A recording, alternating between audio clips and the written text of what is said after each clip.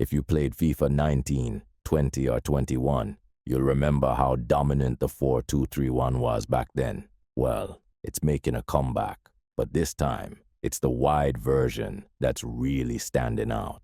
This formation has truly helped me find joy in the game again, and I must say a little nostalgia for FIFA 19 and 20. I'm really enjoying the wing play and the defensive cover it offers. In my last video, I talked about how much disdain I have for the 4-2-1-3 with wingers, mainly because they feel too far up the pitch and disconnected from the build-up.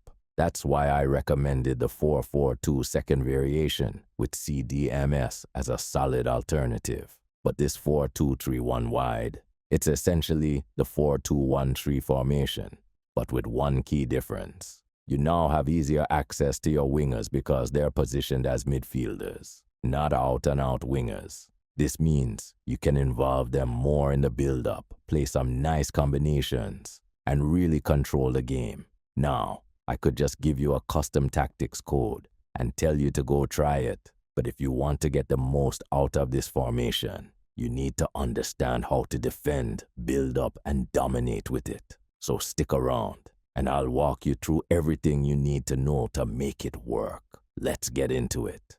Before we dive in, I want to take a quick moment to talk about today's sponsor, Retro Academy. This is my personal academy, designed to help you get better at FIFA. Let's be honest, we all love the game, but not everyone has the time to research all the little details that make a difference. Whether it's tactic videos like this one, learning how to defend, or understanding the meta, Retro Academy has you covered. Inside the academy, you'll find everything you need. Defending guides, game awareness tips, custom tactics explained by yours truly, and much more. It's a one-time purchase, and you'll have access to it forever. And if you're looking for a faster way to improve, check out my one-on-one coaching. I've helped students like Stavros go from Division 3 to Division 1 in just a single session. Shout out to you, Stavros. Keep up the great work. So, if you're ready to take your game to the next level, head over to Retro Academy. The link is in the description and in the pinned comment. Now, let's get back to the video. Now guys, with this formation, and honestly, with any formation that uses CDMs, the players you have in the CDM positions are going to be some of the most important on the field.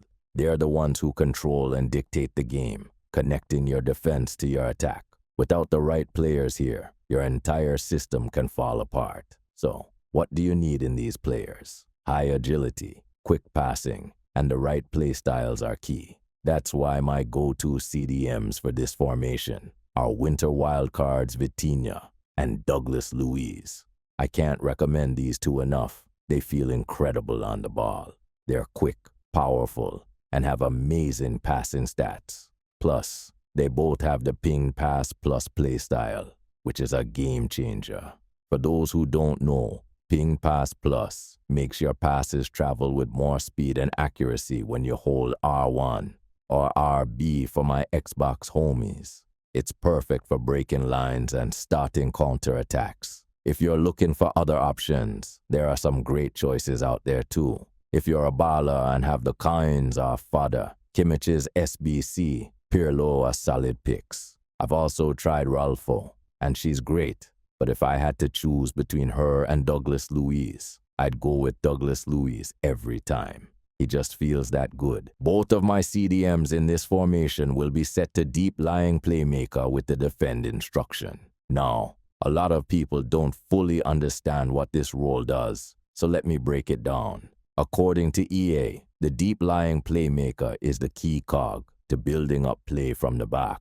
This midfielder, positioned defensively, will often be the catalyst for starting attacks. When you add the defend instruction, the deep-lying playmaker will focus on closing down passing lanes and staying back while your team attacks. They won't contribute much to scoring, and that's perfectly fine. When your team is in the attacking phase, they'll sit just outside the box, never really pushing into it. I used to always use this role for my CMs when I played the 4-4-2. And as many of you in my academy know, the deep lying playmaker is also great for relieving pressure. when you're being heavily pressed. The key with these players is to keep them central, right in front of your center backs. You want them to intercept passes and be that annoying fly buzzing around, disrupting your opponent's play. That's why they don't necessarily need to be tall or strong, though it helps. Personally, I don't like tall players in midfield unless it's someone like Team of the Year Rodri. I'm not a fan of players like Vieira or those big strong CDMs who can't turn quickly. I want my CDMs to be agile. As soon as they get the ball, I want them to turn quickly and start a counterattack. That's why players like Vitinha and Douglas Luiz are perfect for this role.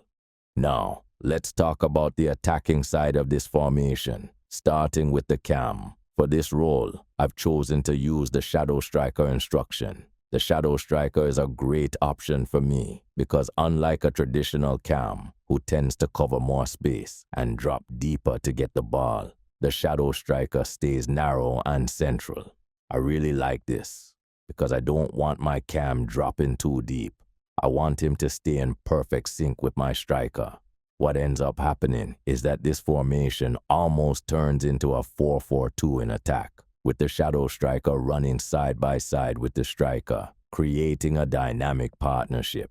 For this role, I've been using Ademola Lookman. He's been fantastic for me because of his high dribbling stats, 99 maxed out, and his 5-star skill moves. He's fun to use, quick, powerful, and can outpace center backs when needed.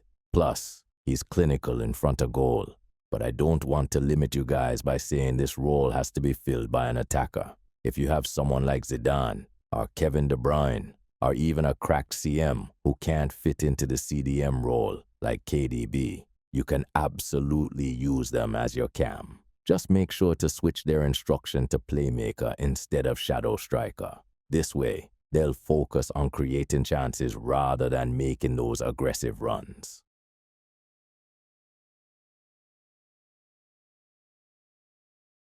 The building up and attacking effectively is to overload your opponent. Give them too much to think about and never let them guess your next move.